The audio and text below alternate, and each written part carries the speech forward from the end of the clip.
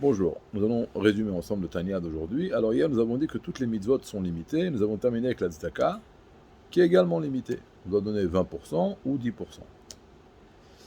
L'Admour avec nous dit, qui est-ce qui peut se contenter de donner la tzedaka de cette façon-là, de façon limitée? C'est seulement la personne qui n'a jamais fauté et qui a toujours été dans le droit chemin. Mais lorsqu'une personne a fauté, alors il dit par exemple, il n'a pas accompli des mitzvot. Lorsque nous accomplissons des mitzvot, nous laissons dans le monde une lumière. C'est pour ça qu'avant que chaque mitzvah que nous pratiquons, nous disons la bénédiction Baruch ata Hashem Elokeinu melech haolam asher kideshanu, qui nous a sanctifiés.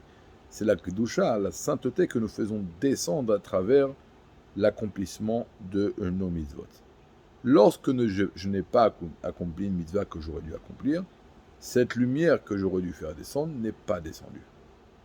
Et donc, elle, je ne peux plus la faire descendre. Et donc, pour réparer ce manque-là, il faut que j'amène une lumière beaucoup plus grande. Il y a un exemple qui est ramené dans la Chassidut là-dessus. C'est comme un fleuve qui s'est desséché. Si je veux qu'il se remplit d'eau, il faut que je creuse dans le sol du fleuve, que je creuse, et je trouve de l'eau à l'intérieur. Alors, dans Torah et Mitzvot, il y a écrit Anochi.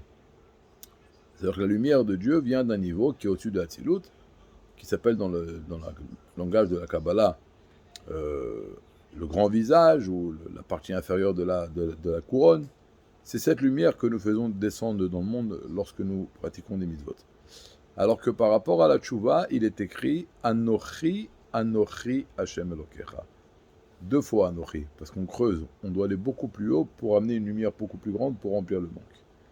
Et c'est pour ça que lorsqu'un Baal Tchouva il fait ça, il amène une lumière que même un tzaddik n'a jamais amenée.